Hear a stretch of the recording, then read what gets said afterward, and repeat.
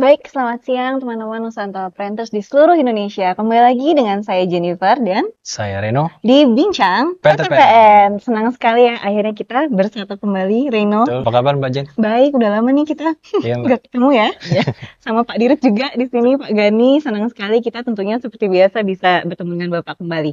Nah, siang ini sangat-sangat spesial karena kita akan berdiskusi dengan hal yang sangat-sangat menarik karena semua media sosial, YouTube, teman-teman, seluruh tetangga, bapak, ibu pasti pada ngomongin ini ya kan, Reno? Sedang jadi hot Iya news kan, ini hot news banget. Jadi muda setiap, maupun betul, setiap hari ada kan newsnya gitu kita. Tiap kemana-mana pasti ada. Nah, ini kita akan membahas tentang Danantara. Nah, jadi Danantara itu artinya sangat baik, bagus artinya. Dan daya itu energi. Lalu kita tahu ada Anagata, ya kan? Itu artinya masa depan ya Pak ya. Lalu ada juga Nusantara yang artinya itu untuk kesatuan Republik Indonesia seperti itu. Dan kita tahu ini di berita-berita adalah akan dikumpulkannya seluruh BUMN gitu kan ya. Tapi kita kan belum tahu nih kisi-kisinya apa. Kita perlu tahu lebih nih. Makanya kita di sini ada Pak Gani di sini untuk bertanya lebih dalam apa nih artinya Danantara supaya kita mengerti lebih lanjut ya, Reno ya. Oke. Supaya nggak terjadi miss. Betul sekali. Jadi dan kita tahu apa mispersepsi. nih yang terjadi karena kita pasti tentunya juga ingin tahu secara detail ya. Betul. Mungkin kita langsung aja nih Ren. Oke, Oke? langsung ya Mbak Jen. Langsung aja. Oke Pak. Pak, selamat datang kembali di Terima Bincang kasih, terima PTPN, kasih, ya, Pak, Jennifer. ya. Selamat juga beribadah puasa untuk kita semua yang ada di sini. Nah, Pak, mungkin kita langsung aja ya Pak ya. Ya.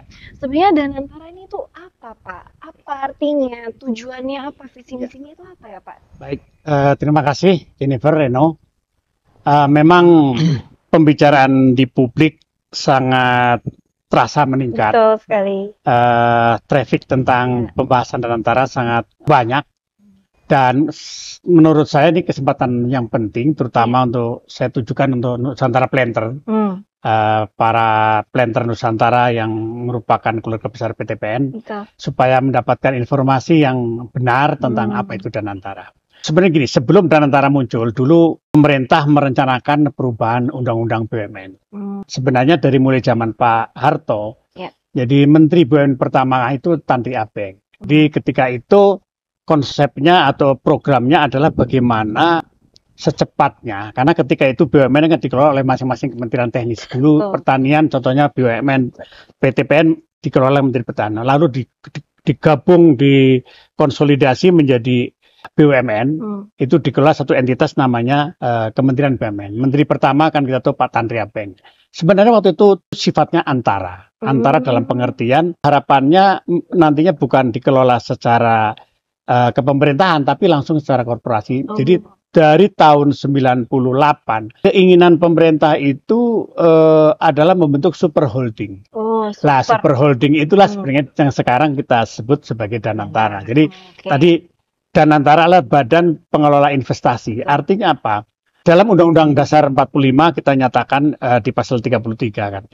Itu ekonomi itu atau pelaku usaha itu kan ada koperasi, ada swasta, ada BUMN.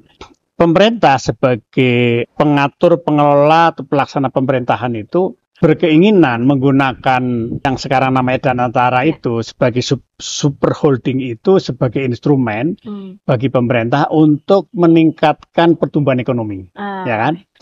Loh, apa bedanya dengan BUMN? Nah, karena BUMN itu kementerian, BUMN itu sebagai contoh, kementerian BUMN itu masih ada aturan-aturan terkait dengan kementerian lembaga. Contoh ketika dividen itu dikumpulkan maka harus masuk APBN. Nah, ketika masuk APBN bukan nggak bagus, namun untuk kepentingan pengembangan perusahaan ini sendiri dengan masuk APBN nggak bisa karena kalau keluar dari APBN itu mekanisme lain.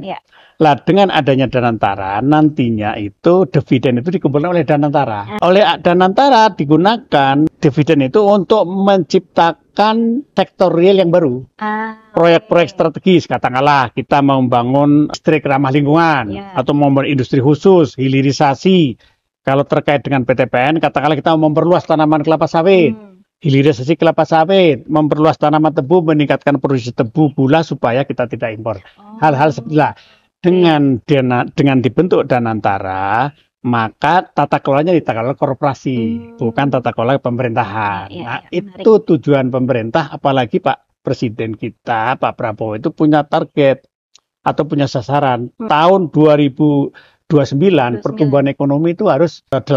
Nah, untuk meningkatkan pertumbuhan ekonomi kan harus ekonominya sektor real. Kita tahu ya kalau dalam ekonomi makro kan namanya pertumbuhan ekonomi itu kan harus ada investasi. Nah, itulah Danantara. Ada konsumsi, masyarakat konsumsi, tapi ada kaitan dengan Danantara. Kalau Danantara bisa menciptakan lapangan kerja, masyarakat bisa meningkatkan konsumsinya. Yang ketiga itu harus ada pengeluaran pemerintah, itulah APBN. Yang keempat harus ada ekspor, ekspornya harus positif. Ekspor dikurangi impor harus positif lah. Disitulah pertumbuhan ekonomi lah. Danantara bisa mengambil porsi dengan investasi. Danantara itu Badan Pengelola Investasi BPI. Nah, tugasnya itu membesar kue ekonomi. Kue ekonomi. Jadi dengan cara seperti itu maka kalau ekonomi tumbuh, kesejahteraan rakyat itu akan berdampak. Itulah maksud tujuannya. Pekerjaan juga Jadi ya, Pak? sebenarnya ide Danantara itu kalau saya dengar, saya baca di bukunya Pak Prabowo. Beliau nulis buku tentang paradok Indonesia, ya kan? Itu beliau sebenarnya mendapatkan insight itu dari ayahnya, Profesor Sumitro, Menteri Keuangan, Menteri Perdagangan ya tahun 70-an, 80-an. Nah, kemudian di beberapa negara lain seperti contoh di Malaysia ada Hasana, ada Temasek, dan terutama kalau kita lihat di beberapa negara maju seperti di China, di China itu justru penggerak ekonominya itu BUMN. Jadi Pak Presiden barangkali timnya sudah melakukan benchmark kemana-mana, maka sampailah keputusan Danantara. Nah, di Danantara itu nanti mengelola aset BUMN, seluruh BUMN. Semuanya ya Pak? Ya, jadi seluruh BUMN yang jumlahnya ada 41 kalau nggak salah, itu nanti yang mengelola Danantara. Jadi di Danantara sendiri ada dua, satu Danantara yang mengelola operasional, ada Danantara yang mengelola investasi. Dibagi dua. Lah yang operasional itu yang BUMN saat ini. Kalau yang investasi itu dari pengumpulan dividen, uangnya terkumpul, lah uangnya itu nanti bisa mengajak investor dari luar negeri, mengajak mungkin ada pendanaan dari kredit perbankan untuk membangun satu kegiatan ekonomi. PTPN barangkali kalau pemerintah berminat untuk swasembada gula mungkin bangun kebun tebu di Papua atau di tempat lain, membangun pabrik bioetanol, processing mechanism. Itulah kira-kira. Jadi tercermin nih semangatnya Pak Presiden Pak Prabowo dan juga semangatnya sangat menggebu-gebu juga ketika launching-an kemarin ya Pak. Kebetulan saya ikut hadir waktu tanggal 24 ya. Februari itu launching, saya hadir di sana itu yang undangannya sampai 800-an orang di halaman istana ini. Jadi saya salut lah ada presiden yang memiliki visi sangat luar biasa karena Indonesia mau jadi negara maju tahun 2045. Dengan pendapatan setara negara maju kan paling nggak pendapatan kita harus $12.000. Sekarang baru 4 ribuan dolar. Maka harus ada ekonomi ditumbuh kembangkan. Menarik. Dengan berdiri di kaki sendiri. Iya, kita harus bisa ya Pak ya. Iya. Karena kalau lihat websitenya nih, kan pas aku buka Danantara gitu kan, yang keluar kemakmuran Indonesia ya Pak Gani. Jadi benar-benar itulah tujuannya itu sebenarnya. Betul. Diharapkan nanti Danantara ini jadi kendaraan pemerintah untuk melakukan pertumbuhan ekonomi. Betul sekali. Jadi belum lama ini juga Pak, ada disahkanlah Undang-Undang Nomor 1 tahun 2025 tentang tata kelola BUMN Pak. Di sini itu kalau Undang-Undang Nomor 1 tentang BUMN. Pengganti dari Undang-Undang 19. Diredefinisi lagi apa yang dari revisi undang-undang yang sebelumnya, perbaikan. Nah, di situ kan ada beberapa poin penting nih Pak. Tadi Bapak juga sudah menyinggung sedikit nih ya antara Kementerian BUMN dan BP Danantara. Sebetulnya itu perbedaan apa sih Pak yang sangat signifikan nih antara Kementerian BUMN dan BP Danantara dari segi pengelolaannya dan jadi begini, tentu namanya tata kelola itu basisnya undang-undang. Betul. Kalau Kementerian BUMN basisnya Undang-Undang Nomor 19 2003. Itulah yang dipakai acuan bagaimana BUMN itu sekarang dikelola. Lalu muncullah Undang-Undang Nomor 1 tahun 2025 itu mengubah yang tadinya BUMN itu dikelola oleh Kementerian BUMN. Ini agak lucu, Reno. BUMN itu kan korporasi. Tapi yang selama ini yang ngelola itu kementerian. Kementerian itu ekosistemnya kan beda antara perusahaan yang korporasi dengan pemerintahan beda. Aset BUMN sebagai aset negara berarti kan kalau kita rugi berarti kerugian negara. Kalau kerugian negara bisa dianggap korupsi lah. Ini kan jadi menimbulkan ketakutan para pengelola. Padahal namanya perusahaan, namanya korporasi, kan bisa untung bisa rugi. Tentu harapan pemerintah dengan tata kelola yang sifatnya korporasi, maka lebih fleksibel, lebih agile, dan lebih berani ngambil keputusan. Sehingga tidak ada keraguan dari pengurus. Pengurus itu dari mulai dirut, direksi, sampai ke bawah itu tidak mudah diintimidasi. Bahkan di dalam undang-undang dijelaskan, Reno, kalau selama ini kan BPK mengawasi kita langsung.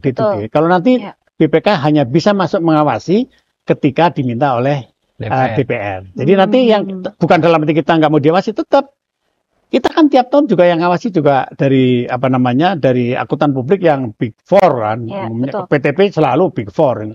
Artinya bukan kantor kap yang kacangan, enggak. Kita tetap itu. Jadi governance, kemudian GCG-nya semua terpenuhi. Itu bedanya.